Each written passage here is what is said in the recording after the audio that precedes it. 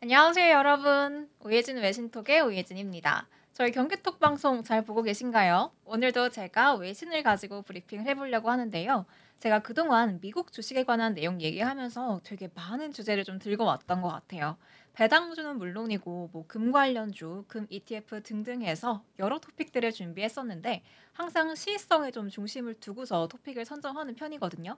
그런데 이번 주는 사실 큰 이슈는 없더라고요. 그치만 여전히 시장에 우려가 남아있다는 점에서 오늘도 배당주를 가지고 와 봤습니다. 그러면 본격적으로 종목 살펴보기 전에요. 국내 기사를 통해서 미국 증시에 대한 내용 한번 살펴보고 시작하겠습니다. 먼저 연합뉴스에서 가지고 온 기사부터 한번 봐보도록 하겠습니다. 제목부터 보시면요. 미증시 트럼프 관세 위협에 인내심을 갖고 있는데 투자자의 불안감은 여전하다라는 내용의 기사입니다. 트럼프 대통령이 우방국, 적대국 가리지 않고 관세 위협을 계속해서 하고 있지만 투자자들은 주식 매수를 여전히 지속하고 있다고 블룸버그 통신이 보도했습니다. S&P 500 지수는 한 주간 1.5% 오르면서 역대 최고점 경신을 눈앞에 두고 있는데요.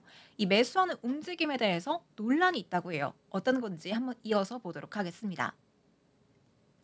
모건 스탠리의 한 매니저는요, 투자자들은 예상했던 것보다 관세가 그렇게 징벌적이지 않을 것이라고 생각한다면서 이는 증시에 좋은 소식이라고 평가했습니다. 하지만 투자자 설문조사에서 나타난 시장 심리는 여전히 약하다는 점에서 이 트럼프 관세 계획을 둘러싼 불안감은 여전히 남아있고 이에 따라 시장이 뉴스에 민감하게 반응하고 있다고 지적을 했다고 합니다. 월가의 주요 금융회사들도 유사한 입장을 보이고 있다고 하는데요. 골드만삭스의 경우 2025년 연간 전망에서 관세 문제가 경제를 내려앉게 할 주된 하방 위험 요인으로 주목을 했고요. 또 뱅크 오브 아메리카는 S&P 500 상위 50대 기업의 일일 주가 변동폭을 토대로 산출한 주가 취약성 지표가 30여 년 만에 최고 수준을 향하고 있다고 평가했습니다.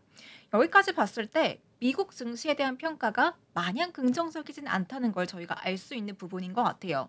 그렇다면 이렇게 불안감을 갖고 있는 미증시, 우리가 어떻게 대응을 해야 되는지 그 방법도 알아봐야겠죠?